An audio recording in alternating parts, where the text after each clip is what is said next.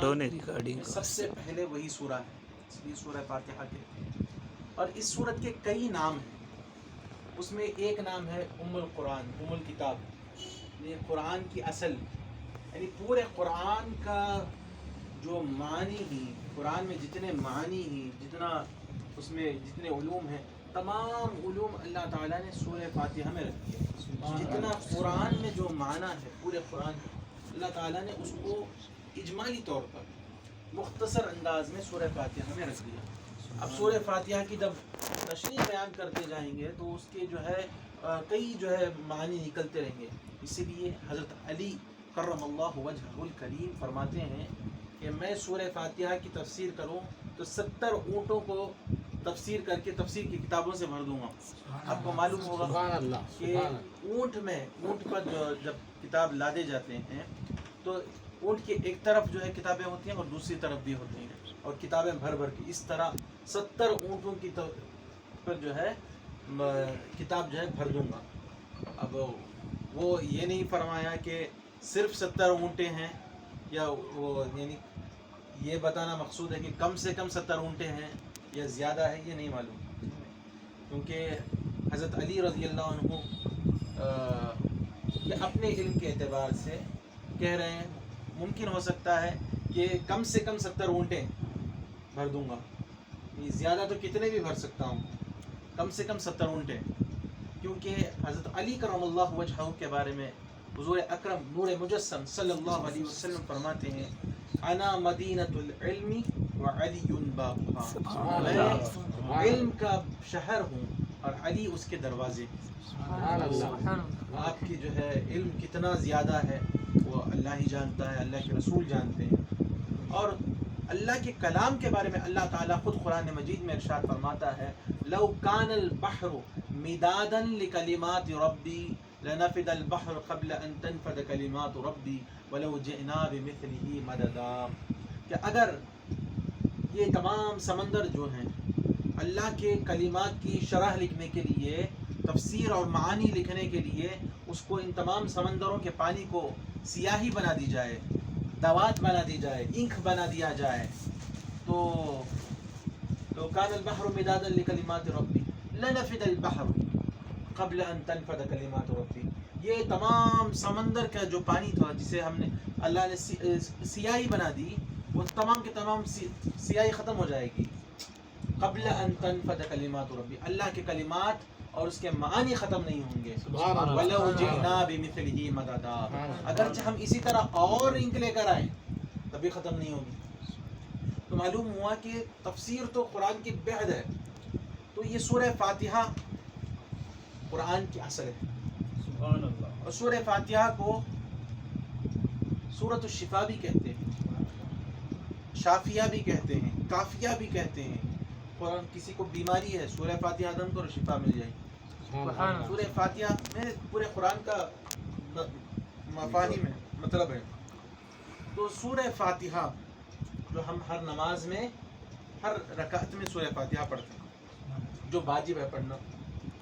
تو سورہ فاتحہ میں سب سے پہلے اللہ تعالیٰ قرآن مجید میں بسم اللہ، قرآن میں آپ دیکھیں گے اس میں لکھا رہے گا بسم اللہ الرحمن الرحیم. سب سے پہلے اللہ کس سے شروع کیا؟ بسم اللہ الرحمن الرحیم. شروع اللہ کے نام سے جو نہایت رحم مہربان اور رحم والا ہے، رحم کرنے والا اور مہربان، تو رحمان اور رحیم ہے. تو یہ بسم اللہ جو ہے قرآن کے ہر سورت سے پہلے ہے، سوائے سورہ توبہ کی. اور دوسری جگہ سورہ نمل میں بھی یہ آیت جو ہے بسم اللہ الرحمن الرحیم لکھی ہوئی ہے. ہر سورت سے پہلے جو بسم اللہ ہے یہ سورت کا حصہ نہیں ہے. یعنی اب سورہ فاتحہ ہے تو آپ یہ نہیں بولیں گے بسم اللہ الرحمن، سورہ فاتحہ پڑھو تو آپ یہ نہیں پڑھیں گے بسم اللہ الرحمن الرحیم الحمدللہ رب العالمین، ایسا نہیں پڑھیں گے. سورہ فاتحہ جو ہے الحمد سے شروع ہوتی ہے، بسم اللہ اس کا حصہ نہیں ہے. لیکن ہر ایک سورت کے بیچ میں گیپ دینے کے لیے بسم اللہ ہے. اور بسم اللہ کیوں رکھا گیا قرآن میں شروع میں سب سے پہلے؟ اس لیے کہ پتہ چلے مسلمانوں کو ایک ترغیب دلائی جائے، ان لوگوں کو جو ہے ایک چیز کی اہمیت بتائی جائے کہ ہر کام میں بسم اللہ بولنا چاہیے. سبحان اللہ. اچھا کام ہے، جو بھلائی کا کام ہے، جو جائز کام ہے اس میں بسم اللہ بولنا چاہیے. اب حدیث میں ہے حضور اکرم نور مجسم صلی اللہ علیہ وسلم فرماتے ہیں کل امر ذی بال لم یبدأ ببسم اللہ فہو ابتر. ہر وہ اہم کام جو بسم اللہ سے نہیں شروع کیا گیا وہ ادھورا رہ جاتا ہے، وہ ابتر ہے، ادھورا ہے، نامکمل ہے، وہ کمپلیٹ نہیں ہوتا. تو جو کام کوئی اہمیت والا ہو، جائز کام ہے یا اچھا کام ہے، مستحب ہے یا فرض ہے، تو اسے بسم اللہ کے ساتھ شروع کرنا چاہیے. اب یہ نہیں کہ ہر کام بولے نا تو آپ کوئی گناہ کرنے والا ہے، مثال کے طور پر کوئی زنا کرنے جا رہا ہے، وہ بسم اللہ بول کے زنا کرے کفر ہو جائے گا. تو ویسا جو ہے ناجائز کاموں کے سامنے بسم اللہ نہیں بولنا چاہیے. ٹھیک ہے، ناجائز تو کام کرنا ہی نہیں چاہیے، اور اس میں بسم اللہ پہلے بولیں تو اور سخت گناہ گار ہو جائے گا.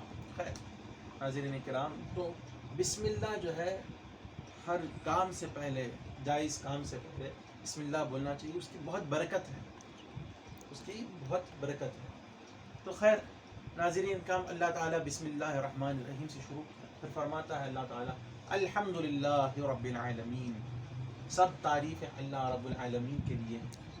الحمدللہ، سب تعریفیں اللہ کے لیے ہیں جو رب العالمین ہے. الحمد یعنی سب تعریفیں جو ہے اللہ کے لیے ہیں. الحمدللہ، سب تعریفیں اللہ کے لیے ہیں.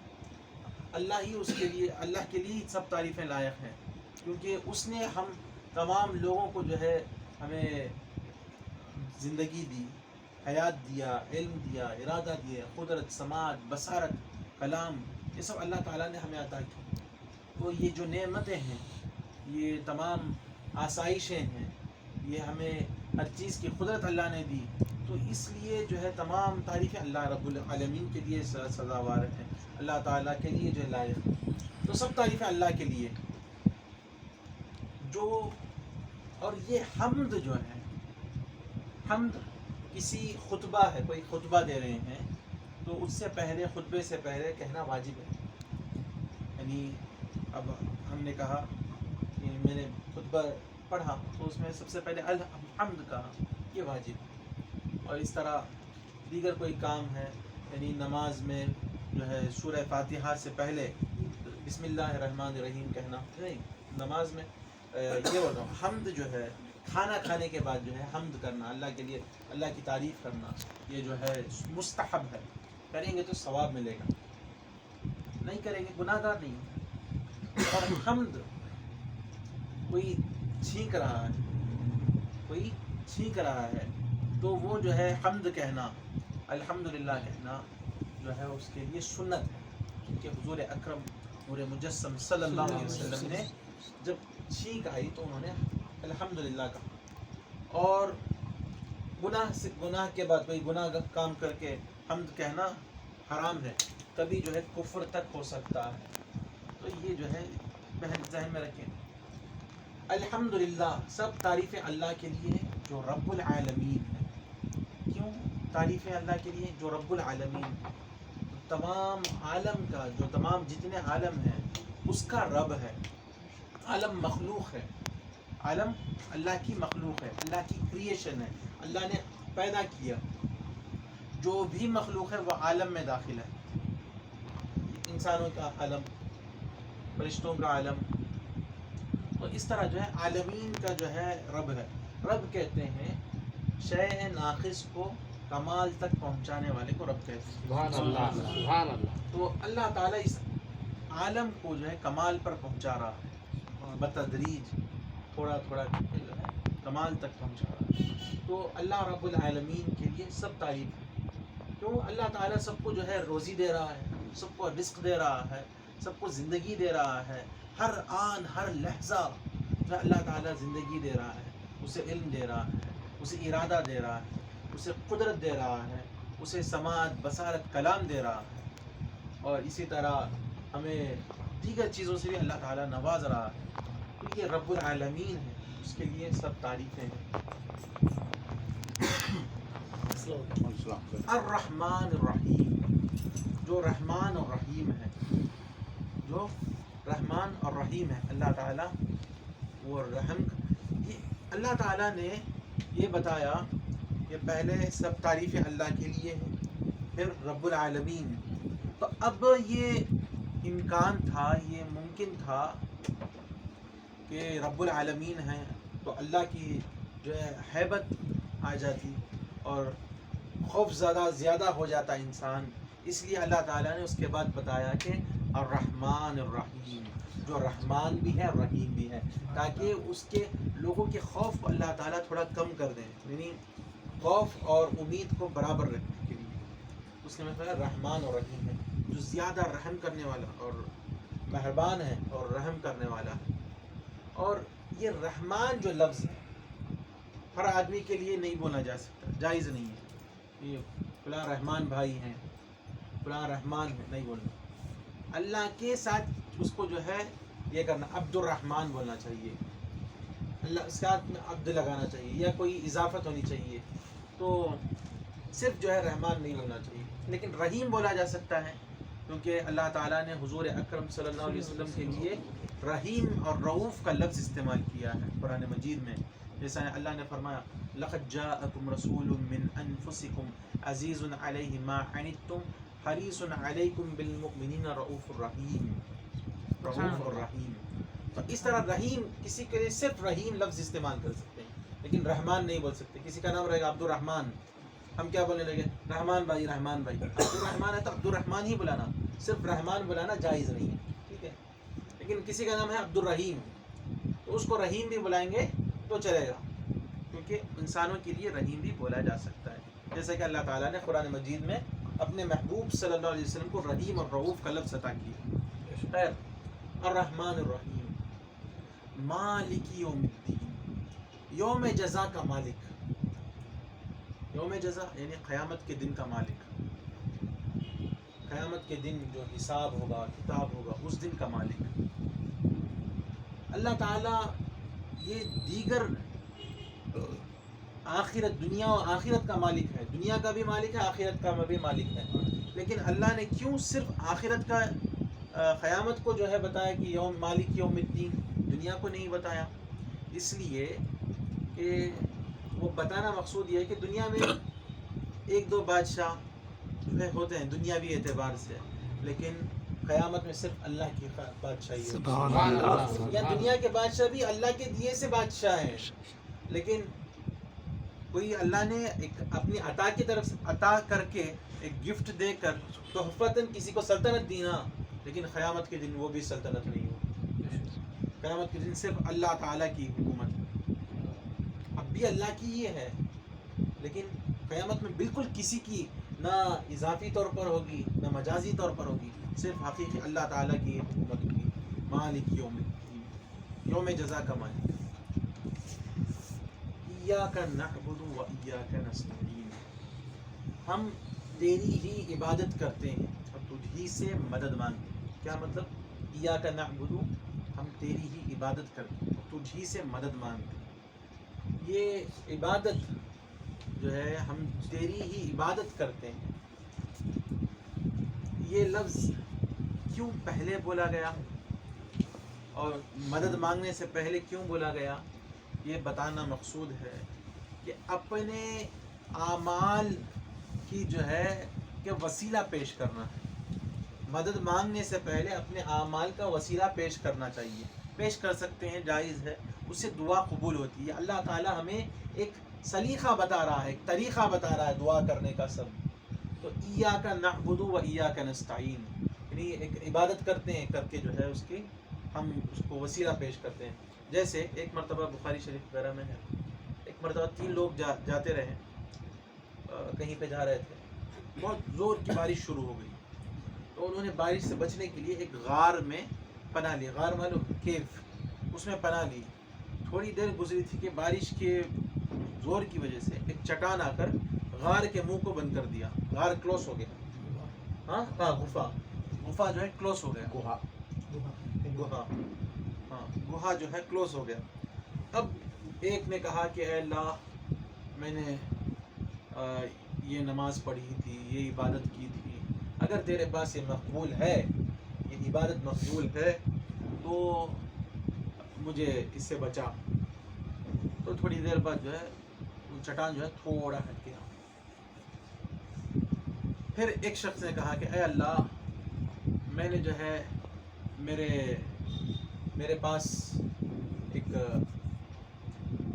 خوبصورت لڑکی آئی تھی، میرے پاس پیسے بہت تھے، میں نے جو ہے اسے زنا کے لیے بلایا، وہ مان گئی.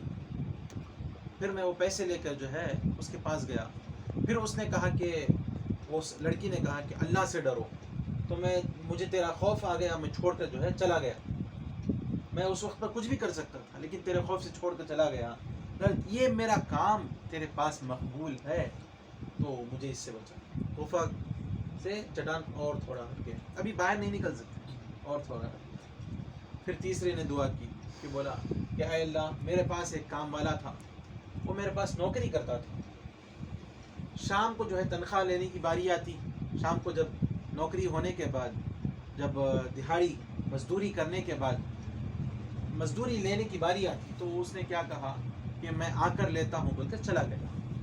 میرے پاس وہ پیسے رہے، وہ نہیں آیا، تو میں نے چند بکریاں خریدی. وہ بکریاں بڑھتی گئی، ریوڑ بن گیا، بہت بڑا ریوڑ ہو گیا. پھر وہ شخص آیا میرے پاس، آ کر کہنے لگا کہ میرے مزدوری کے پیسے دو.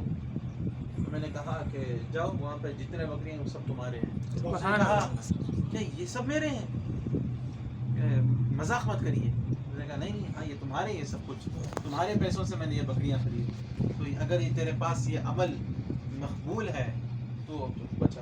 تو چٹان ہٹ گیا. تو معلوم ہوا عبادت کو وسیلہ پیش کر سکتے ہیں، اور عبادت جو ہے مقبول ہے یا نہیں معلوم نہیں. حدیث میں کیا ہے، یہ تینوں کیا بول رہے ہیں؟ میں نے نماز پڑھی، میں نے عبادت کی، تیرے پاس مقبول ہے تو بچا، کنفرم نہیں ہے. اسی طرح میں نے جو ہے زنا سے بچ گیا، تیرے پاس مقبول ہے تو بچا. میں نے فلاں کا جو ہے مال امانت واپس کر دی، اسے بھی بڑھا کر واپس کیے، تیرے پاس مقبول ہے تو بچا. اللہ تعالیٰ نے بچا لیا. تو مدد مانگنے سے پہلے عبادت کا وسیلہ دینا چاہیے. یہ جو ہے دعا قبول ہونے کی علامت ہے. عبادت مقبول ہے یا نہیں معلوم نہیں، لیکن محمد رسول اللہ حضور غوث الثقلین رضی اللہ عنہ اللہ کے مقبول بندے، خواجہ اجمیری مقبول بندے، تو ان کا وسیلہ دینا جو ہے یہ زیادہ قبول ہونے کے امکانات ہیں. تو عبادت کا بھی وسیلہ دے سکتے ہیں، اور بندگان خدا کا بھی جو ہے اللہ کے برگزیدہ بندے، نیک بندوں کا بھی وسیلہ دے سکتے ہیں. دیکھ کر جو ہے مدد مانگنا چاہیے. ایاک نعبد و ایاک نستعین اہدنا الصراط المستقیم. ہمیں سیدھا راستہ چلا، ہمیں سیدھا راستہ چلا، کیونکہ ہمیں معلوم نہیں. بعض لوگ کہتے ہیں کہ سیدھا راستہ دکھانے میں اور چلانے میں فرق ہے. ہم اللہ سے مختصر دعا کریں گے تو اچھی بات نہیں ہے. جب وہ سب کچھ کر سکتا ہے، وہ اس بات پر قدرت رکھتا ہے کہ وہ ہمیں راستہ چلا بھی سکتا ہے، راستے تک پہنچا سکتا ہے، راستہ دکھا سکتا ہے، تو کیوں ہم جو کم مانگے. اب تنگیے داماں پہ نہ جا اور بھی کچھ مانگ، ہے آج وہ مائل بعطا اور بھی کچھ مانگ. تو اللہ ہمیشہ دینے پر رہتا ہے، تو ہمیں کیوں تھوڑا تھوڑا مانگنا. ہمیں سیدھا راستہ دکھا، کیوں سیدھا راستہ چلا، بولا ہمیں تو ہمیشہ ہمارے راستے میں، ہماری یہ زندگی میں تو ہمارے ساتھ ساتھ رہو. سیدھا راستہ دکھا، سیدھا راستہ چلا، سیدھے راستے پر پہنچا، جہاں منزل مقصود ہے وہاں تک پہنچا. اہدنا الصراط المستقیم. اب وہ سیدھا راستہ کیا ہے؟ اللہ تعالیٰ فرماتا ہے صراط الذین انعمت علیہم غیر المغضوب علیہم ولا الضالین. صراط الذین انعمت علیہم، ان کا راستہ جن پر تو نے انعام کیا ہے، اپنی نعمتیں عطا کی ہے، تو نے انہیں جو ہے اپنا برگزیدہ بنایا ہے. انعمت علیہم، کس پر اللہ نے انعام کیا؟ دوسری آیت میں اللہ فرماتا ہے اولئک انعم اللہ علیہم من النبیین والصدیقین والشہداء والصالحین وحسن اولئک رفیقا. تو اولئک انعم اللہ علیہم، ان پر اللہ نے جو ہے نعمتیں، اپنی نعمتیں عطا کی ہیں. نازل فرمائی ہے. انعم اللہ علیہ من النبیین، نبیین، صدیقین، نبیوں پر، صدیقین پر، شہداء، شہیدوں پر، صالحین پر، اولئک وحسن اولئک رفیقا، کتنے اچھے رفیق. تو نبیین، صدیقین، شہداء، صالحین، ان کا راستہ چلانا ہے. سمجھے؟ اہدنا الصراط المستقیم صراط الذین انعمت علیہم غیر المغضوب علیہم ولا الضالین. اور ان کا راستہ نہیں جن پر تو غضبناک ہوا، تو نے غضب فرمایا جن پر، ان کا راستہ نہیں. اور نہ ان پر جو گمراہ ہو گئے، ان کا راستہ نہیں.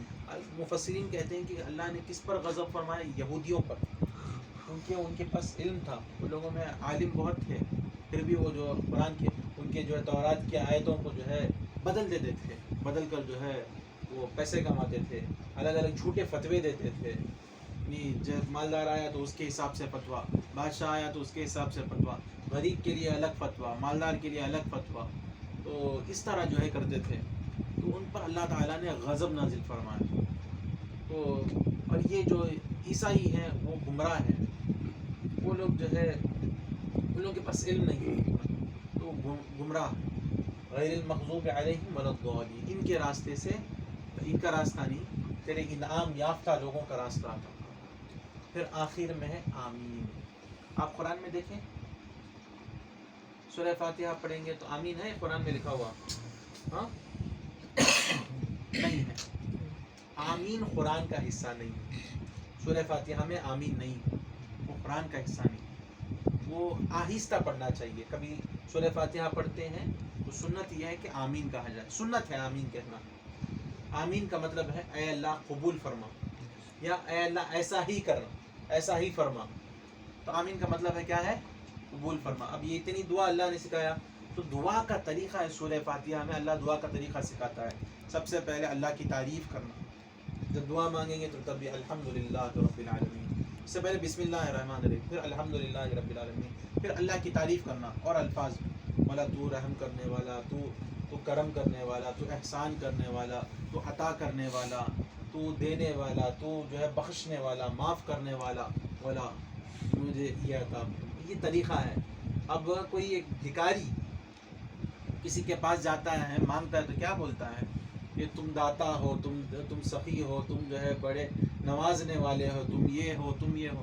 تو کیا کرتا ہے آدمی؟ دے دیتا ہے. تو اسی طرح اللہ تعالیٰ جو ہے اپنے شان کے مطابق دینے والا ہے. اس کی تعریف بھی جو ہے ویسی کرنی چاہیے. ٹھیک ہے. تو آمین جو ہے اللہ قبول کرنے کے لیے لفظ ہے.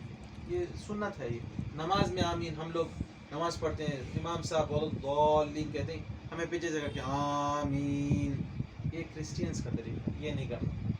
آمین جو ہے آہستہ کرنا چاہیے. حدیث میں ہے من وافق تأمینہ و تأمین الملائکۃ غفر لہ ما تقدم من ذنبہ.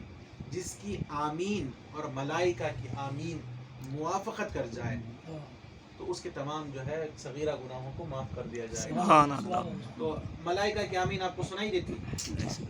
آہستہ بولتے ہیں کیا نہیں آتی؟ ویسے ہی آہستہ ہم بھی آمین بولنا چاہیے.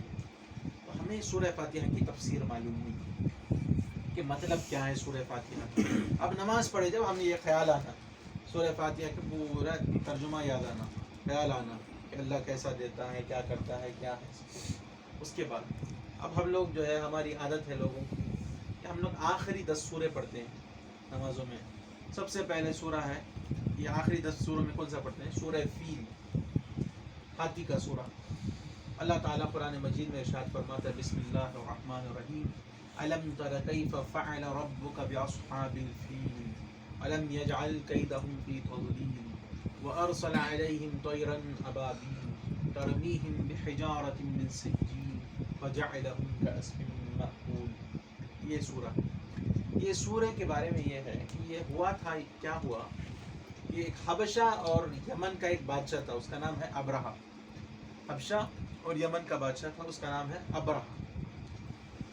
وہ بادشاہ لوگوں کو دیکھتا کہ جب حج کا موسم آتا، حج کے دن قریب آتے، تو لوگ جو ہے مکہ معظمہ جا کر جو ہے کعبۃ اللہ کے طواف کے لیے بہت سے تیاریاں شروع کر دیتے تھے. وہ کیا کیا بادشاہ کہ میں جو ہے ایک کنیسہ بنائے، کنیسہ مطلب چرچ بنائے، بنا کر جو ہے لوگوں کو کہنے لگا کہ اب تم لوگ جو ہے یہیں پہ اس کا طواف کرو، اس کا طواف کرو، اس کی زیارت کے لیے آؤ، اب کعبۃ اللہ جانے کی ضرورت نہیں ہے، مکے میں جا کر جو ہے کعبے کا طواف کرنے کی ضرورت نہیں، اسی کا طواف کرو۔ ایک کنیسہ بنا دیا۔ یمن میں ایک جگہ ہے، اس کا نام ہے صنعا، اب بھی ہے ایک جگہ کا نام صنعا، وہاں پر وہ کنیسہ بنا ہے، کنیسہ مطلب چرچ بنا دیا۔ اب ایک بنی کنانہ، ایک عرب کا ایک قبیلہ ہے بنی کنانہ، وہ آدمی کو جو ہے تھوڑا عربوں کو بہت برا لگا کہ کعبے کے سامنے جو ایک کنیسہ بنا رہا ہے، کعبہ وہ ہے اللہ کا گھر ہے، اس کے سامنے ایک کنیسہ بنا رہا ہے، اور حضرت ابراہیم، آدم علیہ السلام نے اس کی بنیاد رکھی، پھر حضرت ابراہیم علیہ السلام بنائے، اسماعیل علیہ السلام کے ہاتھوں بنا، تو اتنا مقدس گھر جو تمام انبیاء کے جو ہے مطاف ہے، یعنی تمام انبیاء جس کا طواف کرتے ہیں وہ کعبہ، اس کے سامنے ایک کنیسہ بنا رہا، بہت برا لگا۔ تو ایک بنی کنانہ کا ایک شخص کیا کیا، وہ کنیسہ میں گیا، جا کر جو ہے وہاں پر جو ہے قضائے حاجت کر دی، یعنی رخنہ کر کے پورا پولیس کر دی، کر کے چلا گیا۔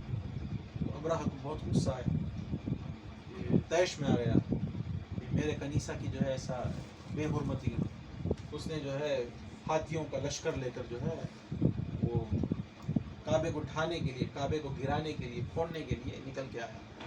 اس میں ایک ہاتھی تھا، اس کا نام ہے محمود، بہت بڑا ہاتھی، بہت بڑا وہ ہاتھی تھا۔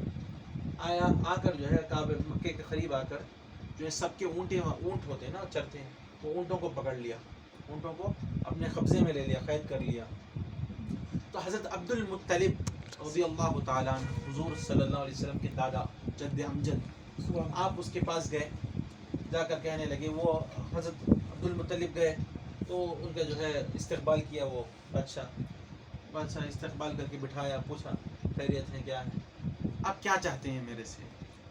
حضرت عبد المطلب رضی اللہ عنہ کہنے لگے، دیکھو میرے 200 اونٹ تمہارے سپاہیوں نے قید میں لے لیے ہیں، قبضے میں لے لیا ہے، وہ اونٹ مجھے دے دو، اونٹ مجھے دے دو، میں چلا جاؤں گا۔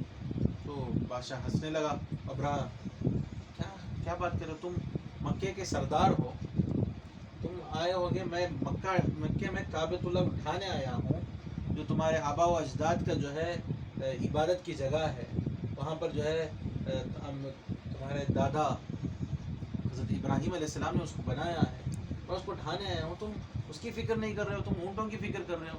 حضرت عبد المطلب نے کہا رضی اللہ عنہ نے کہ اونٹوں کا مالک میں ہوں، مجھے اس کی فکر ہے، کعبہ کا مالک اللہ ہے، اللہ دیکھے۔ وہ اپنے اونٹ لے کر آئے، وہ اس نے کہا کہ بادشاہ نے چلو دے دو، وہ اپنے اونٹ لے لیے، لے کر جو ہے کعبے کے پاس آئے، آ کر جو ہے دعا کرنے لگے، مولا تو اپنا کعبہ تو بچا، اور لوگوں کو کہنے لگے کہ چلو سب ہم جو ہے مکہ چھوڑ کر، یعنی کعبۃ اللہ کے پاس سے چھوڑ کر کسی پہاڑ کے غفاؤں میں، گھاٹیوں میں جا کر چھپ جاتے ہیں۔ تو آپ بھی جو ہے لوگوں کو بھیج کر آپ بھی چلے گئے۔ اس کے بعد اللہ تعالیٰ نے ایک پرندوں کا جو ہے جنہیں ابابیل کہتے ہیں، اس کی فوجیں بھیجے، سمندر سے جو ہے وہ پرندے آئے، اور پرندوں کے پاس، ہر پرندے کے پاس، جو ابابیل جو اتنی سی چڑیا ہے، ہر پرندے کے پاس 3 کنکر تھے، 2 پیروں میں ایک کنکر، ایک چونچ میں ایک کنکر۔ وہ پرندے آئے، آ کر جو ہے ہاتھی کے اوپر جو مہاوت بیٹھا رہتا ہے نا، اس کے اوپر جو ہے ایک کنکر ڈالتے ہیں، اس کے وہ جو ہے خود پہنا رہتا ہے، یعنی سر پر ہیلمٹ، جو لوہے کا ہیلمٹ، وہ کنکر اس کے سر پہ گرتا، سر سے جو پیٹ میں جاتا، پیٹ سے چیرتا ہوا ہاتھی کے پیٹ میں جاتا، ہاتھی سے نکل کر زمین پر گرتا۔ اس طرح پورا کا پورا لشکر تباہ ہو گیا۔ وہ محمود ہاتھی جو ہے، جب اسے کہا گیا کہ تم کعبۃ اللہ کی طرف جاؤ، تو وہ نہیں جاتا، بیٹھ جاتا، دوسری طرف رائٹ میں جاتا، لیفٹ میں جاتا، کعبے کی طرف نہیں جاتا۔ تو اس طرح اللہ تعالیٰ نے اس لشکر کو برباد کر دیا، تباہ و برباد کر دیا۔ اسی کو اللہ تعالیٰ نے فرمایا قرآن مجید میں، أَلَمْ تَرَ كَيْفَ فَعَلَ رَبُّكَ بِأَصْحَابِ الْفِيلِ، اے محبوب، اے مصطفیٰ، کہ آپ نے نہیں دیکھا کہ آپ کے رب نے ہاتھی والوں کے ساتھ کیا سلوک کیا۔ سبحان اللہ، سبحان کیا فرما رہا ہے اللہ تعالیٰ؟ یہ واقعہ کب ہوا معلوم؟ حضور اکرم نور مجسم صلی اللہ علیہ وسلم کے پیدا ہونے سے 40 دن پہلے ہوا. ابھی پیدا نہیں ہوئے, حضور اس دنیا میں تشریف نہیں لائے, 40 دن پہلے ہوا. اللہ کیا فرما رہا ہے؟ الم تر, اے محبوب کہ آپ نے نہیں دیکھا؟ تو معلوم ہوا حضور پیدا ہونے سے پہلے بھی دیکھ رہے ہیں, یعنی حضور پیدا ہونے سے پہلے موجود ہیں. سبحان اللہ. آپ نے نہیں دیکھا. الم تر کیف فعل ربک باصحاب الفیل, کہ اے محبوب کہ آپ نے نہیں دیکھا کہ آپ کے رب نے ہاتھی والوں کے ساتھ کیا سلوک کیا. الم یجعل کیدہم فی تضلیل, کیا اس نے ان کے مکر کو, ان کے چیزوں کو جو ہے برباد نہیں کر دیا. الم یجعل کیدہم فی تضلیل وارسل علیہم طیرا ابابیل, ان پر جو ہے ابابیل کے پرندے, ابابیل کے جھنڈ جو ہے بھیجا اللہ تعالیٰ نے. طیرا ابابیل ترمیہم بحجارۃ من سجیل, ان پر جو ہے پتیں کنکریں جو ہے ڈال رہی تھی. فجعلہم کعصف مأکول, اور انہیں ایک بھوسے کی طرح, کھائے ہوئے بھوسے کی طرح انہیں بنا دیا, اس اتنے بڑے لشکر کو تباہ کر دیا. تو یہ جو واقعہ ہوا حضور کے پیدا ہونے کے 40 دن پہلے, اس لیے اس سال کو جو ہے عام الفیل کہا جاتا ہے, یعنی ہاتھی کا سال. اس سے پہلے عربوں کے پاس کیلنڈر نہیں تھا, تو وہ ہاتھی کا سال سے جو ہے ایک نیا کیلنڈر شروع ہوا, عام الفیل. حضور عام الفیل کے 40 دن بعد پیدا ہوئے, یعنی جو ہاتھی کا واقعہ جو ہوا اس کے 40 دن پیدا ہوئے, تو عام الفیل. تو یہ سورہ, یہ ہم لوگ جب پڑھیں نا یہ واقعہ آ جانا ہمارے آنکھوں کے سامنے, نماز پڑھے جب اللہ تعالیٰ کیسے محبوب کو بتا رہا ہے. یہ محبوب کو بتا کر جو ہے ہمیں بتا رہا ہے کہ میرا محبوب پہلے بھی موجود ہے, سبحان اللہ. پہلے سے موجود. ناظرین کرام, اللہ تعالیٰ اس کے بعد دوسرے سورے میں, سورہ قریش میں اللہ فرماتا ہے لإیلاف قریش إیلافهم رحلة الشتاء والصيف فليعبدوا رب هذا البيت الذي أطعمهم من جوع وآمنهم من خوف. لإیلاف قریش وإیلافهم, قریش کے مانوس کرنے کے لیے. قریش کو مانوس مطلب ان کی محبت کے لیے, ان سے ایک الفت کے لیے, ان کو خوش کرنے کے لیے, ان کی آسانی کے لیے. وإیلافہم رحلۃ الشتاء والصیف, انہیں 2 سفر دیے, ایک شتاء یعنی سردیوں کا سفر, اور ایک جو ہے گرمیوں میں سفر. رحلۃ الشتاء والصیف فَلْيَعْبُدُوا رَبَّ هَذَا الْبَيْتِ الَّذِي, تو یہ جو ہے اپنے رب, فَلْيَعْبُدُوا رَبَّ هَذَا الْبَيْتِ, اس گھر کے رب یعنی کعبۃ اللہ کے رب کی جو ہے عبادت کرے. الَّذِي أَطْعَمَهُمْ, جس نے انہیں کھانا کھلایا. أَطْعَمَهُمْ مِنْ جُوعٍ, یعنی جب وہ بھوکے تھے تو انہیں کھانا کھلایا. وَآمَنَهُمْ مِنْ خَوْفٍ, جب انہیں خوف سے جو ہے انہیں امن دیا. تو یہ جو ہے سورہ قریش. تو اللہ تعالیٰ نے انہیں, جو عرب کیا کرتے تھے پہلے, یہ قریش پہلے کون ہے یہ دیکھیں. حضور صلی اللہ علیہ وسلم کے آبا و اجداد میں, دادا میں ایک ہیں فہر بن مالک, ایک دادا ہیں حضور صلی اللہ علیہ وسلم, جو بہت بڑے شجاع, بہت بڑے بہادر. آپ جو ہے کوئی ان کے سامنے آتا تو اسے جو ہے زہر کر دیتے, وہ جو ہے ان کے پاس کوئی جیت نہیں سکتا. تو عرب میں ان کی شجاعت, ان کی بہادری بہت مشہور تھی. تو اس لیے انہوں نے قریش کا لقب دیا. آپ کا نام ہے فہر بن مالک. تو آپ ان کے بچوں سے جو ہے حضور صلی اللہ علیہ وسلم ہے. تو ایک سمندر کا ایک جانور ہے, سمندر میں ایک جانور کو کہتے ہیں قریش. اس جانور کے پاس سمندر کی کون سی بھی جو ہے, کوئی بھی جانور جو ہے جیت نہیں سکتا, اتنا طاقتور, ہر کسی کو ہرا دیتا. وہ جو ہے لقب حضور کے دادا حضرت فہر بن مالک کو جو ہے عربوں نے دیا تھا.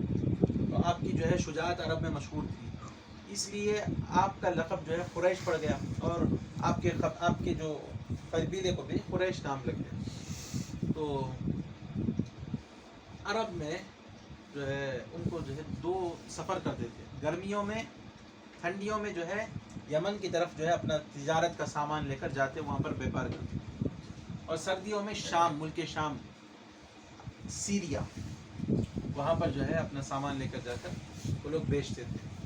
تو 2 سفر کرتے تھے۔ اللہ فرما رہا ہے ہم نے جو ہے ان کے لیے جو ہے 2 سفر دیے، ایلاف قریش ایلافہم رحلۃ الشتاء والصیف، گرمیوں کے سفر، ٹھنڈیوں کا سفر اور گرمیوں کا سفر۔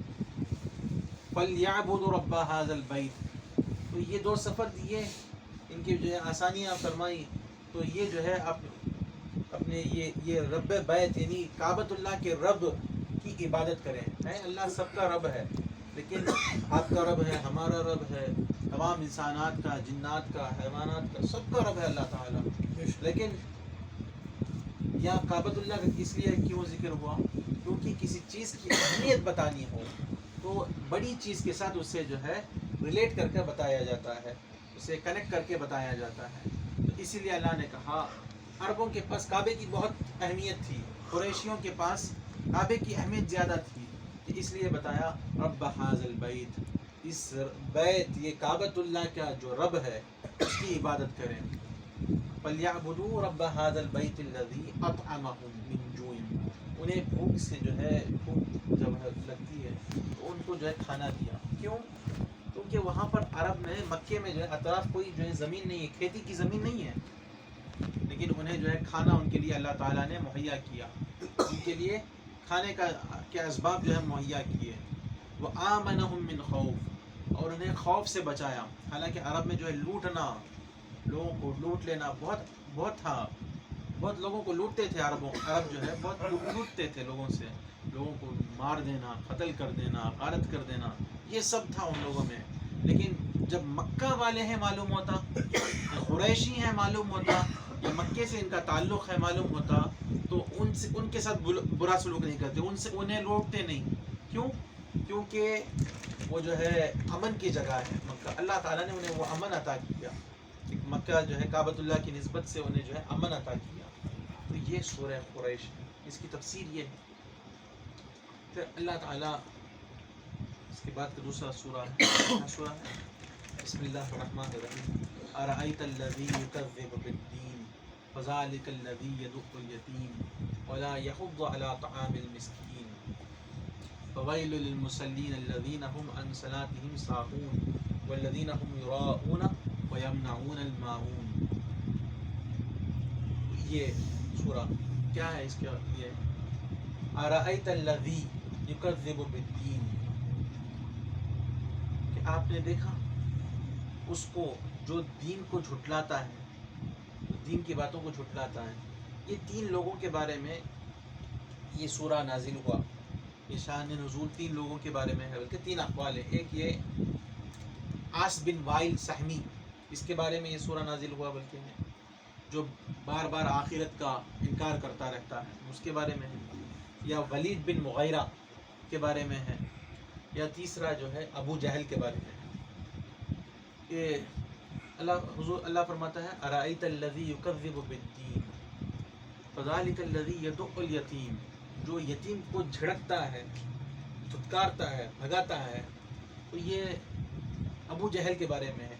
ایک ابو جہل ایک یتیم کے بارے میں کہا کہ میں تمہاری کفالت کروں گا، تمہارے مال کی حفاظت کر کے تمہاری جو ہے میں تمہاری پرورش کروں گا۔ کہا اس کا مال پورا وہ اپنے پاس رکھا۔ تو ایک مرتبہ وہ یتیم آیا، ننگا آیا، آ کر برہنہ آیا، بغیر کپڑوں کے آیا، آ کر کہنے لگا کہ میرا مال تم مجھے دے دو، میرا مال میں سے کچھ مجھے دے دو۔ تو اس نے ابو جہل نے جھڑک کے جو ہے اسے بھگا دیا کہ کوئی مال نہیں ہے، نہیں دیتا، جا۔ حالانکہ یتیم اس کا مال ہے، وہ مانگ رہا ہے تو نہیں دیتا، بلکہ بھگا دیا۔ تو یہ یتیم گیا قریشیوں کے پاس جو سردار ہیں عرب کے، وہ مکے کے سردار ہیں، تو کافروں کے پاس جا کر کہا کہ جو ہے یہ میرا مال نہیں دے رہا۔ تو ان لوگوں نے بھی جو ہے جھڑک کے کہا کہ جا محمد صلی اللہ علیہ وسلم کے پاس جا، وہ تجھے دے دیں گے، دلوا دیں گے، ابو جہل سے وہ دلوا دیں گے۔ تو وہ لڑکے کو نہیں معلوم تھا، وہ چلا گیا حضور کے پاس، جا کر کہنے لگا کہ آپ مجھے ابو جہل سے میرا مال دلوا دیں۔ وہ یتیم تھا، تو حضور صلی اللہ علیہ وسلم کرم فرمانے والے، ہر کسی کی بات سننے والے، کسی کو جھڑکتے نہیں حضور، کسی کو جھڑکتے نہیں، کسی کو سبحان لا اللہ نہیں سبحان کہتے، اللہ ماشاء اللہ کسی کو نہ نہیں کہتے. اس کے بارے میں ایک شاعر فرماتا ہے کہ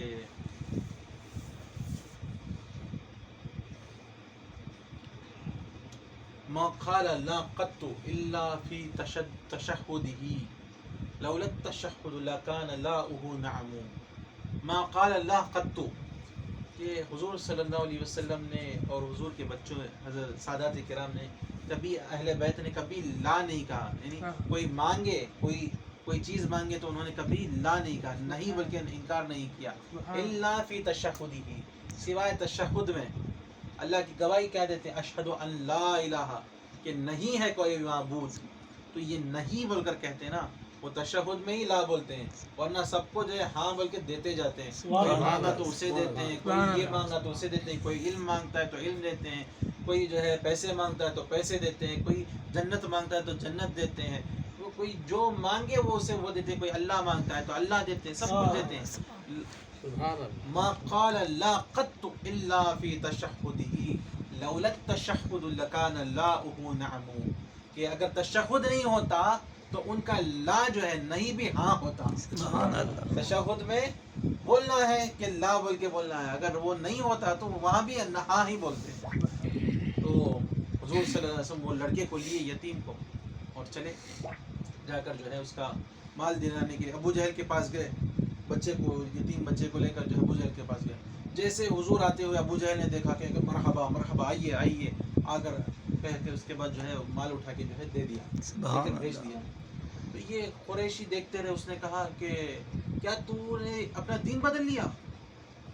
ایسے جو ہے آئیے آئیے بول کر جو ہے پیسے اٹھا کے دے دیا، دین بدل لیا. اس نے کہا کہ خدا کی قسم میں نے اپنا دین نہیں بدلا، میں ویسا ہی ہوں. لیکن جب وہ آ رہے تھے، محمد صلی اللہ علیہ وسلم آ رہے تھے، تو ان کے دائیں بائیں جو ہے 2 نیزے تھے، تو نیزے بھی ان کے ساتھ چلے آ رہے تھے. مجھے ڈر ہوا کہ اگر میں ان کو انکار کرتا تو وہ نیزے مجھے مار ڈالتے، اس لیے میں نے مجھے مال اٹھا کے دے دیا. تو اللہ تعالیٰ فرماتا ہے، یہ کیا فرماتا ہے، ارأیت الذی یکذب بالدین فذلک الذی یدع الیتیم، جو یتیم کو جھڑکتا ہے. ولا یحض علی طعام المسکین، اور وہ جو ہے مسکینوں کو کھانا کھلانے کے لیے ترغیب نہیں دیتا. پہلے کھانا کھلانا دور کی بات ہے، کھانا تو کھلاتا نہیں، بلکہ ترغیب تک نہیں دیتا. چلو خود نہیں کھلاتا، چلو بولیں گے تم کھلا دو، افسر تم کھلا دو، جنا مولا تم کھلا دو، نہیں، ترغیب بھی نہیں دیتا. ولا یحض علی طعام المسکین. اس کے بعد کیا ہے، فویل للمصلین. تو جو نمازی ہیں، جو ریاکاری کرتے ہیں، ان کے لیے فویل للمصلین الذین هم عن صلاتهم ساہون. جو ان نمازیوں کے لیے ہلاکت ہے، ویل ہے، جو اپنی نماز کو بھولے بیٹھے. یہ بھولنا، ساہون، غفلت برتنا، اس کے بارے میں ہے کہ ایک منافقین کی علامت ہے کہ وہ جو ہے لوگوں کے سامنے جو ہے نماز پڑھتے ہیں، لوگوں کے سامنے دکھاتے نماز پڑھتے ہیں، اور پیچھے گھر میں جو ہے ہم اس مزے میں الگ بیٹھے رہتے ہیں. جب لوگ آتے تو قرات مزے میں لمبی لمبی قراتیں ہیں، لمبی لمبی صورتیں ہیں، اور بھی بنا کے لمبی لمبی مزیدار آواز میں جو ہے قرآن پڑھتے ہیں، نماز پڑھتے ہیں. جب لوگ ہٹ جاتے ہیں تو فوراً ٹک ٹک ٹک ختم نماز، سجدے 2 دبکیاں مارے نماز. یا لوگ ہٹتے ہی جو پلٹ جاتے ہیں، ان کو تو فرق نہیں پڑتا، وہ نماز کی اہمیت نہیں تھی ان کے پاس. کیوں کہ منافق ہیں، وہ نماز کو فرض ہی نہیں جانتے، کیونکہ وہ منافق ہیں، کافر ہیں. دل میں تو ان کے کفر ہے، شرک ہے، اوپر سے جو ہے وہ نمازی دکھا رہے ہیں. یہ ایک. دوسرا یہ کہ لوگ جو ہے نماز کو سے جو ہے بہت نماز کو ہلکا سمجھ کر جو ہے اسے یہ کرتے ہیں، نماز کے بارے میں غفلت اختیار کرتے ہیں، نماز کو اس کے وقت میں نہیں پڑھتے، اس طرح ڈیلے کرتے کہ نماز کا وقت نکل جاتا ہے، یا نمازوں کو قضا کر دیتے ہیں، نماز چھوڑ دیتے ہیں. ایسا بھی نہیں کرنا چاہیے. یہ قرآن مجید میں اللہ تعالیٰ فرماتا ہے کہ فخلف من بعدهم خلف اضاعوا الصلاة واتبعوا الشهوات سيلقون غیا. کہ فخلف من بعدهم خلف، ان کے بعد ان کے جانشین جو ہے نااہل جانشین ہوئے، نیک لوگوں کے بعد نااہل جو ہے جانشین ہوئے، اضاعوا الصلاۃ، جنہوں نے نماز کو برباد کر دی، نماز کو برباد کر دیا، واتبعوا الشہوات، اپنے خواہشات کی پیروی کرنے لگے، سیلقون غیا، ان قریب جو ہے وادی غی میں ڈالے جائیں گے۔ وادی غی کے بارے میں خود جہنم پناہ مانگتی ہے، تو جو نماز وقت پر نہیں پڑھتے یا اتنا ڈیلے کر دیتے یا قضا کر دیتے ہیں تو یا نماز نہیں پڑھتے، ان کو جو ہے جہنم کی وادی غی میں ڈالا جائے۔ تو الذین هم عن صلاتهم ساہون والذین هم یراؤون ویمنعون الماعون، کہ وہ جو ہے نماز کے بارے میں ریاکاری کرتے ہیں، دکھاتے ہیں، دکھاوا کرتے ہیں لوگوں کو، وہ نماز پڑھ رہے ہیں بلکہ دکھاوا کرتے ہیں، یراؤون۔ یہ حضور صلی اللہ علیہ وسلم نے فرمایا، ایک بار صحابہ کرام بیٹھ کر جو ہے مسیح دجال، اینٹی کرسٹ، اس کے بارے میں جو ہے بات کر رہے تھے، حضور نے فرمایا کیا میں مسیح دجال سے بڑا فتنہ نہ بتاؤں میں؟ تو صحابہ کرام نے کہا ہاں یا رسول اللہ، آپ بتائیے۔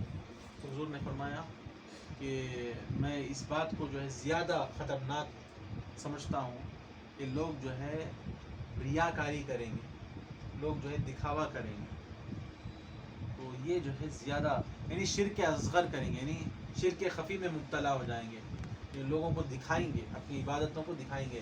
تو جو نمازیں جو عبادتوں کو جو ہے دکھاتے ہیں، ان کے بارے میں قیامت میں منادی، ایک اعلان کرنے والا اعلان کرے گا کہ وہ جو اللہ کے ساتھ عبادت کرتے ہیں، اللہ کی عبادت کرتے ہوئے کسی اور کو شریک سمجھتے تھے، کسی اور کو شریک کرتے تھے، وہ جائیں جن کے انہوں نے شرک کیا، جن کو دکھانے کے لیے انہوں نے نمازیں پڑھی، ان سے جو ہے اپنا بدلہ مانگیں۔ آج کوئی بدلہ نہیں ہے اللہ کے پاس تمہارے لیے، تمہاری عبادتیں بیکار ہیں۔ تو لوگوں کو دکھانے کے لیے نمازیں، روزے، صدقہ، زکوٰۃ، خدمت وغیرہ نہیں کرتے، اللہ کو دکھانے کے لیے، اللہ کو راضی کرنے کے لیے۔ تو یہ رہی جو ہے سورہ ماعون کی تفسیر۔ پھر اس کے بعد جو ہے سورہ کوثر، اللہ تعالیٰ قرآن مجید میں ارشاد فرماتا ہے انا اعطیناک الکوثر فصل لربک وانحر ان شانئک هو الابتر۔ یہ سورہ جو ہے نازل ہوا کہ بعد جب حضور صلی اللہ علیہ وسلم کے فرزند حضرت قاسم رضی اللہ تعالیٰ عنہ کا انتقال ہو گیا، تو یہ عرب کے جو کفار ہیں انہوں نے کہا کہ ان کی نسل ختم ہو گئی، بند ہو گئی نسل، اب ان کا کوئی نام نہیں رہے گا، ان کا چرچا نہیں رہے گا، تو اب ان کی نسل ختم ہو گئی، یہ ابتر ہے۔ تو حضور کو جو ہے حضور کو جو ہے حضور کا دل دکھا، اللہ تعالیٰ نے یہ آیت نازل فرمائی انا اعطیناک الکوثر، اے حبیب ہم نے آپ کو کوثر عطا کیا، کثرت عطا کی، زیادہ عطا کیا، کثرت عطا کی۔ انا اعطیناک الکوثر، ہم نے آپ کو کثرت عطا کی۔ کثرت جو ہے ہر طرح کی نعمتوں کی کثرت ہے، آپ کی امت کی کثرت، آپ کے اولاد کی کثرت، آپ کے بچوں کی کثرت، آپ کی سب کچھ، ہر چیز میں آپ کی کثرت جو ہے، ہمیں کثرت آپ نے آپ کو عطا کی۔ انا اعطیناک الکوثر، بے شک ہم نے آپ کے لیے کوثر عطا کیا۔ کوثر کیا ہے؟ جو حوض کوثر ہے وہ بھی کوثر ہے، کثرت ہے، جو بچوں کی صورت میں کثرت ہے، امت کی صورت میں کثرت ہے، مسلمانوں کی صورت میں کثرت ہے، ہم نے آپ کو کثرت عطا کی۔ انا اعطیناک الکوثر، تو کثرت حضور صلی اللہ علیہ وسلم کو ہر طرح کی کثرت اللہ تعالیٰ نے عطا کی۔ فصلی لربک وانحر، یہ کثرت کب عطا کی؟ حضور نبی ہے اس لیے عطا کی، یہ نہیں کہا اللہ نے کہ ہم نے جو ہے انا اعطینا الرسول الکوثر، ہم نے رسول کو کوثر دیا، نبی کو کوثر دیا، ایسا نہیں کہا، ہم نے آپ کو کوثر دیا، ہم نے آپ کو کثرت عطا کی۔ محبوب، آپ ہمارے محبوب ہیں، آپ جو ہے برگزیدہ ہیں، آپ کی محبوبیت کے لیے ہم نے آپ کو کثرت عطا کی، ہم نے کثرت عطا کی۔ کثرت جو ہے بچوں کی بھی کثرت ہے۔ انا اعطیناک الکوثر فصلی لربک وانحر، ہم نے آپ کو یہ کثرت عطا کی، آپ جو ہے اپنے رب کے لیے نماز پڑھیں اور جو ہے قربانی کریں۔ تو یہ جو ہے آیت میں جو ہے قربانی، عید کی نماز اور قربانی کا ذکر ہے اس آیت میں۔ ان شانیہ کا هو الابتر، جو آپ کی شان میں یہ گستاخی کرتا ہے نا، وہی ادھورا ہے، وہی جو ہے اس کی نسل ختم ہے. تو حضور صلی اللہ علیہ وسلم کی جو گستاخی کی اس کی نسل نہیں ہے. جیسے کہ حضور صلی اللہ علیہ وسلم کی ایک عاص بن وائل نے جو ہے حضور کی شان میں یہ کہا کہ آپ کی جو ہے نسل ختم ہو گئی. تو لیکن اللہ نے کہا کہ ان شانیہ کا هو الابتر، جو آپ کی شان میں گستاخی کی اس کی نسل ختم ہو گئی. تو اللہ تعالیٰ نے اس کے 2 بچوں کو جو ہے اسلام عطا کر دیا، ایمان عطا کر دیا، وہ مسلمان ہو گئے. اور مسلمان کا کافر سے کوئی تعلق نہیں ہوتا، مسلمان سے کافر کا کوئی تعلق نہیں ہوتا. وہ اس کے بچے تھے، اللہ نے اسلام عطا کر کے حضور کے جو ہے روحانی بچے بنا دیے. سبحان اللہ. سبحان اللہ. تو اس کی نسل ختم ہو گئی. حضور کی نسل کبھی ختم ہونے والی نہیں. تمام قیامت تک جتنے مسلمان آئیں گے سب کے جو ہے حضور صلی اللہ علیہ وسلم روحانی باپ ہیں. سبحان اللہ. تمام مسلمان سبحان اللہ. حضور کے روحانی بچے ہیں. اسی لیے حضرت آدم علیہ السلام نے فرمایا ھذا ابنی ظاہرا و ابایا معنن، یعنی کہ آدم علیہ السلام نے کہا کہ یہ حضور صلی اللہ علیہ وسلم جو ہے ظاہری طور پہ تو میرے بچے ہیں، میرے بیٹے ہیں، لیکن معنوی طور پر، حقیقی طور پر جو ہے میرے باپ ہیں. سبحان اللہ. آدم علیہ السلام کی بھی حضور صلی اللہ علیہ وسلم اصل ہیں. تو اصل کائنات حضور صلی اللہ علیہ وسلم ہے. تو حضور کیسے جو ہے ابتر ہو سکتے ہیں؟ حضور کی نسل کیسے ختم ہو سکتی ہے؟ حضور کا چرچا کیوں نہیں رہے گا؟ قیامت تک حضور صلی اللہ علیہ وسلم کا چرچا رہے گا. سبحان جو اللہ. ان کا چرچا نہیں رہے گا کہے گا ان کا جو ہے چرچا ختم ہو جائے گا. حضور کا ہمیشہ رہے گا. بے شک. اگر کسی کا چرچا نہیں ہے، کسی کا نام لینے والا نہیں ہے تو اتنی بری بات نہیں. کئی لوگ تھے جن کے بچے ہوئے، ان کی نسلیں ختم ہو گئی، اب ان کا چرچا نہیں ہے. لیکن کسی کا اس بات سے نام لینا کہ وہ برا ہے، وہ خراب ہے، وہ بدبخت ہے، وہ گستاخ ہے، یہ بہت بری بات ہے. تو ویسا جو ہے وہ عاص بن وائل، اس کا جو ہے ذکر اب بھی ہوتا ہے کہ وہ گستاخ ہے، قیامت تک ہوتا رہے گا. تو حضور صلی اللہ علیہ وسلم کو اللہ تعالیٰ نے کثرت اولاد عطا کی، کثرت امت عطا کی. اسی لیے اعلیٰ حضرت نے فرمایا انا اعطیناک الکوثر، انا اعطیناک الکوثر، ساری کثرت پاتے یہ ہیں، ٹھنڈا ٹھنڈا میٹھا میٹھا، ٹھنڈا ٹھنڈا میٹھا میٹھا، پیتے ہم ہیں پلاتے یہ ہیں، سبحان اللہ. ہم ہیں پلاتے یہ ہیں. حضور صلی اللہ علیہ وسلم اللہ نے تمام کثرت عطا کر دی. اور حضور نے جو ہے ہمیں وہ آب کوثر بھی ہمیں پلا رہے ہیں، ٹھنڈا ٹھنڈا میٹھا ہمیں حضور پلا رہے ہیں. وہ کثرت، وہ کوثر جو ہے حضور ہمیں پلا رہے ہیں، تو ہم اسے پی رہے ہیں. تو ایسی شان حضور صلی اللہ علیہ وسلم کی ہے جس کو جو ہے اللہ تعالیٰ خود حضور کی شان بیان کرے. حضور اللہ تعالیٰ شان بیان کرے تو اب کون حضور کی شان بیان کر سکتا ہے؟ اللہ کے سامنے جو ہے کون حضور کی شان بیان ہے؟ ناظرین کرام، سورہ کوثر کی یہ جو ہے تفسیر ہے. پھر سورہ کافرون، اللہ تعالیٰ قرآن مجید میں ارشاد فرماتا ہے قُلْ يَا أَيُّهَا الْكَافِرُونَ لَا أَعْبُدُ مَا تَعْبُدُونَ وَلَا أَنْتُمْ عَابِدُونَ مَا أَعْبُدُ وَلَا أَنَا عَابِدٌ مَا عَبَدتُّمْ وَلَا أَنْتُمْ عَابِدُونَ مَا أَعْبُدُ لَكُمْ دِينُكُمْ وَلِيَ دِينِ.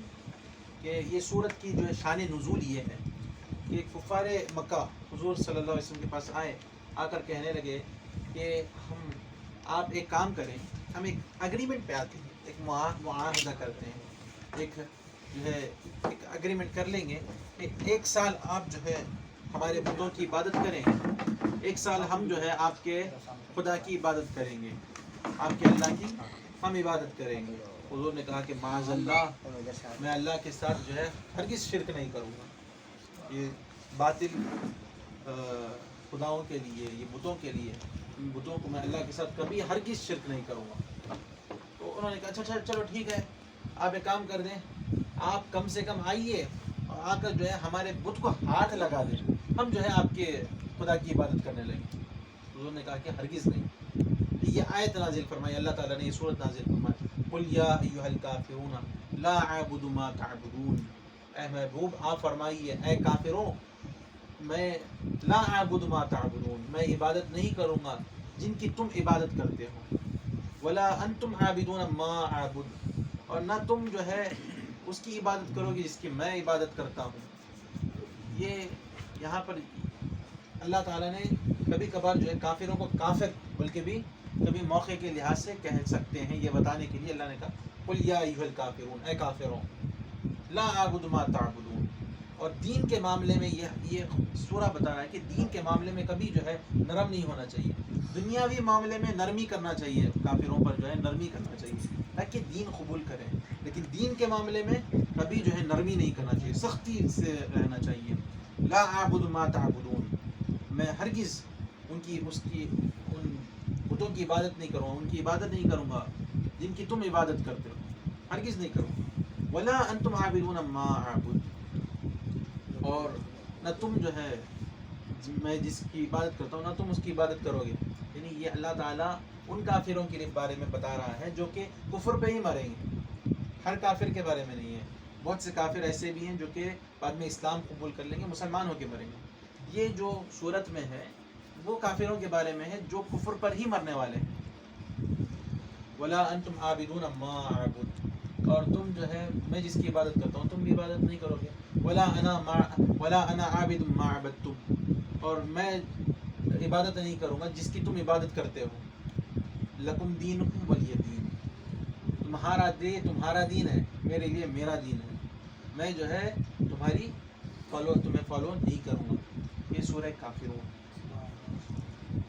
کے بارے میں جو ہے تھوڑا سخت رہنا چاہیے اس معاملے میں، کہ دین کو کبھی نہیں چھوڑنا چاہیے۔ دین کا معاملہ آتا ہے تو ہمیشہ جو ہے سختی کے ساتھ رہنا چاہیے، اسے دین کی اہمیت زیادہ ہونی چاہیے۔ تو یہ سورہ کافرون میں اللہ تعالیٰ اس کو بتایا۔ اور اس کے بعد ہے سورہ نصر، اللہ تعالیٰ فرماتا ہے اذا جاء نصر اللہ والفتح ورأيت الناس يدخلون في دين الله أفواجا فسبح بحمد ربك واستغفره إنه كان توابا۔ اذا جاء، یہ جو ہے سورت جو ہے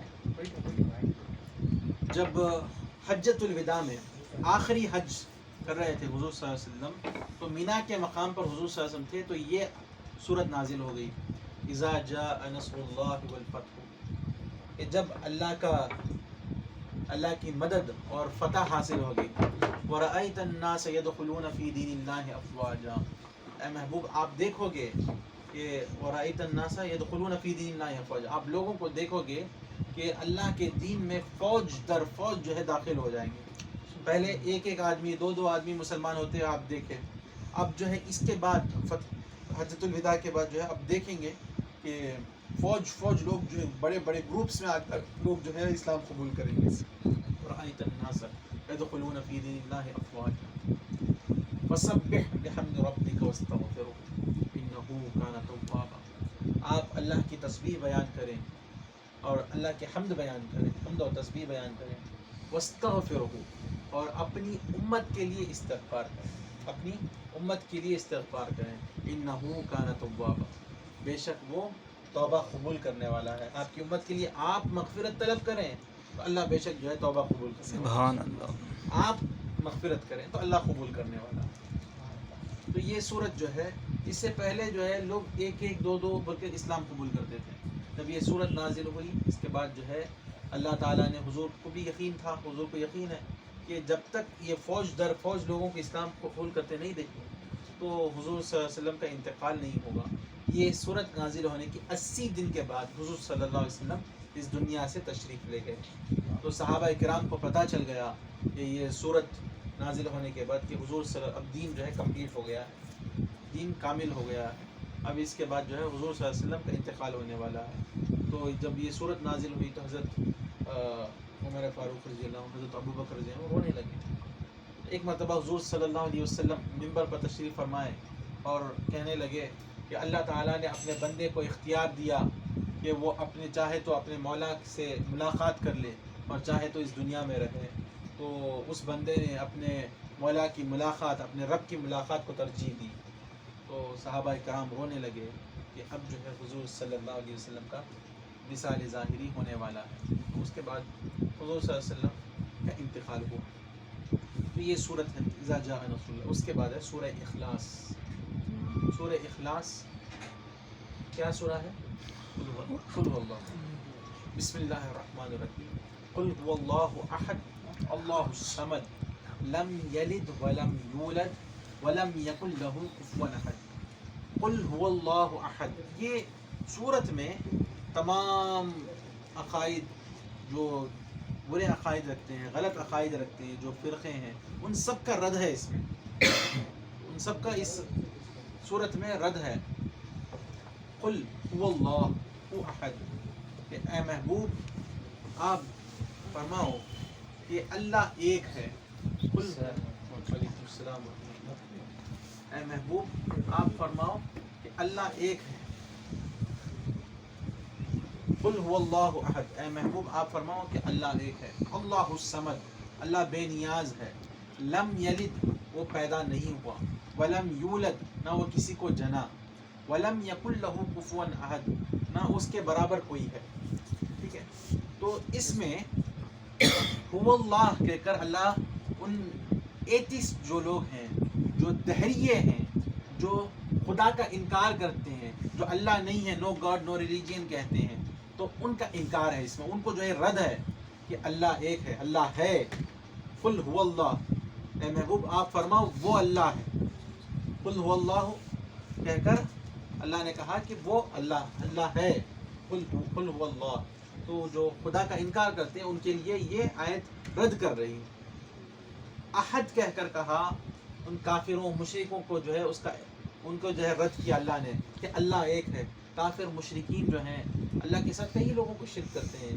کوئی کسی کا نام لیتا ہے، کوئی کسی کو کہتا ہے، کوئی لات اور عزا کو کہتا ہے، کوئی کیا کیا کرتے ہیں. تو ان سب جو مشرکین ہیں، پالیٹسٹ جو کہتے ہیں، ان سب کو انکار ہے، ان سب کو جو ہے رد کر رہا ہے اللہ تعالیٰ. قل هو اللہ احد. اے محبوب آپ فرماؤ وہ اللہ ایک ہے.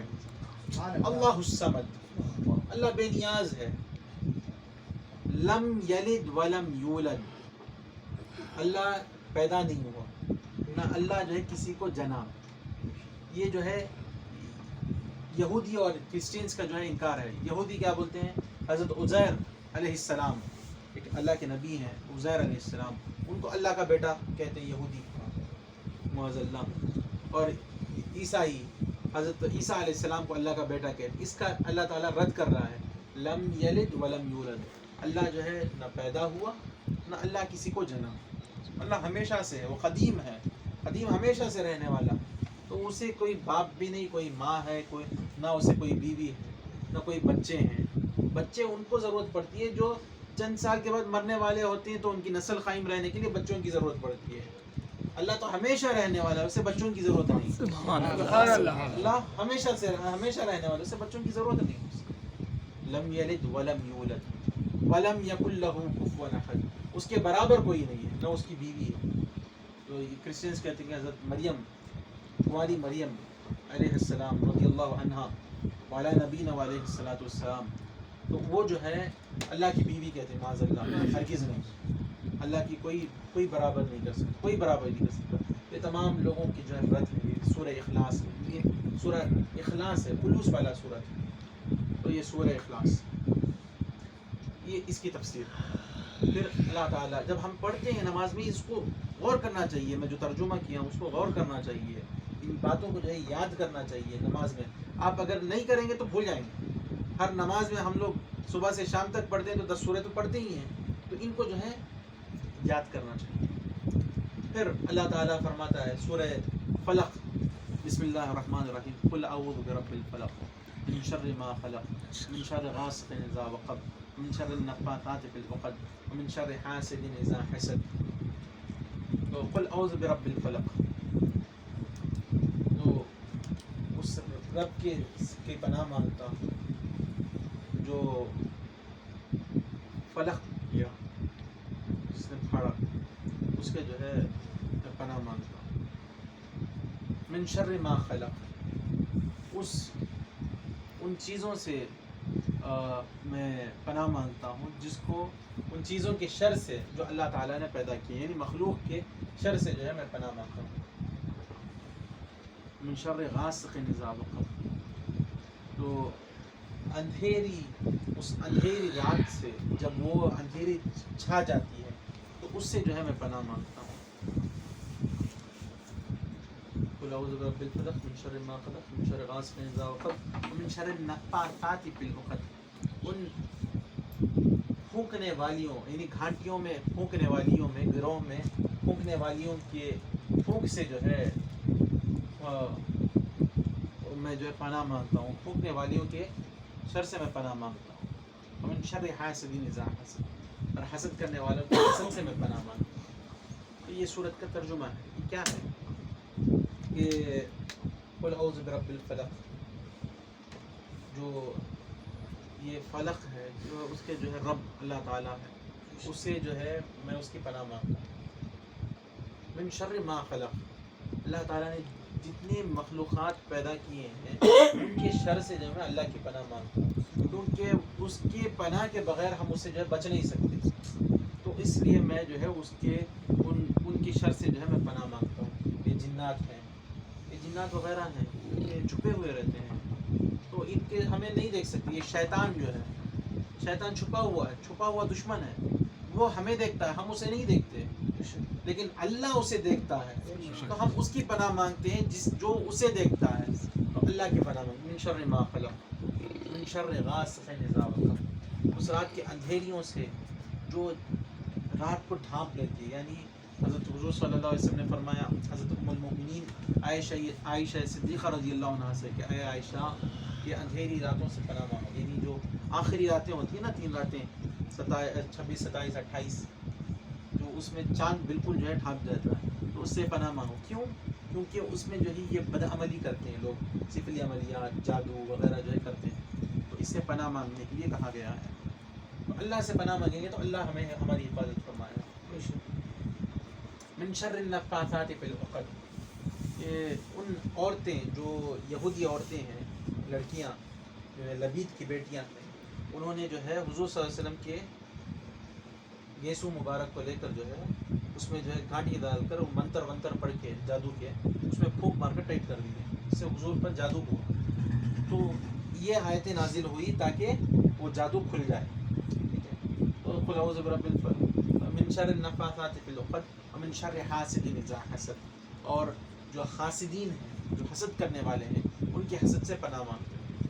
تو ہمیں چاہیے کہ یہ تعویذیں بنا کر جو ہے اس کو دم کرنا چاہیے, اس معوذتین کو جو ہے دم کرنا چاہیے. حدیث شریف میں ہے کہ حضور صلی اللہ علیہ وسلم نے فرمایا کہ صحابہ اکرام کا عمل ہے کہ جو اپنے ہاتھ جو ہے ایسے کرتے حضور صلی اللہ علیہ وسلم, اور سورہ اخلاص بسم اللہ الرحمن الرحیم پڑھ کے, اعوذ باللہ من الشیطان الرجیم بسم اللہ الرحمن الرحیم پڑھ کے سورہ اخلاص پڑھتے, پھر بسم اللہ الرحمن الرحیم پڑھ کے سورہ فلق پڑھتے, پھر بسم اللہ الرحمن الرحیم پڑھ کے سورہ ناس پڑھتے, ہاتھوں پہ دم کرتے. ام المؤمنین عائشہ رضی اللہ عنہا فرماتی ہیں پھر اپنے بدن پر ملتے, جہاں جہاں ہاتھ جاتا وہاں وہاں ملتے, پھر دوبارہ پھر ایسے ہی کرتے, پھر ملتے ہاتھ پر, پھر دوبارہ کرتے, پھر ملتے 3 مرتبہ. اس سے جادو جنات وغیرہ کے اثرات سے محفوظ رہتے ہیں. من شر حاسد اذا حسد, جو حسد کرنے والوں کے حسد سے پناہ مانگتے ہیں, کیونکہ یہ حسد ہی جو ہے شیطان کو بھی لے ڈوبا. یہ حسد میں لوگ جو ہے دشمنی کرتے ہیں, کیا کچھ نہیں کرتے, جادو کروا دیتے ہیں, سفلی عملیات کروا دیتے ہیں, لوگوں کو مارنے پہ آ جاتے ہیں, سازشیں رچتے ہیں. تو اس سے بھی اللہ کی پناہ مانگنی چاہیے. اس کے بعد ہے ناس, اس میں اللہ تعالیٰ فرماتا ہے قل اعوذ برب الناس ملک الناس الہ الناس من شر الوسواس الخناس الذی یوسوس فی صدور الناس من الجنۃ والناس. قل اعوذ برب الناس, اے محبوب آپ فرماؤ اعوذ برب الناس, میں لوگوں کے رب سے جو ہے پناہ مانگتا ہوں. قل اعوذ برب الناس, رب کی پناہ لیتا ہوں میں. رب ناس ہے, لوگوں کا رب ہے, اس سے جو ہے میں پناہ لیتا ہوں. کیوں سب سے پہلے رب الناس کہا اللہ تعالیٰ نے؟ کیونکہ انسان جو ہے اشرف المخلوقات ہے, تمام مخلوق میں انسان کا جو ہے مرتبہ بہت بلند ہے. تو اس لیے جو ہے اللہ کو رب الناس کے ساتھ کہا گیا کہ قل اعوذ برب الناس, یعنی انسان کے جو رب ہے, انسانوں کا جو رب ہے, اس کی میں پناہ میں آتا ہوں. ملک الناس, جو لوگوں کا بادشاہ ہے, لوگوں کا مالک ہے, انسان کا مالک ہے.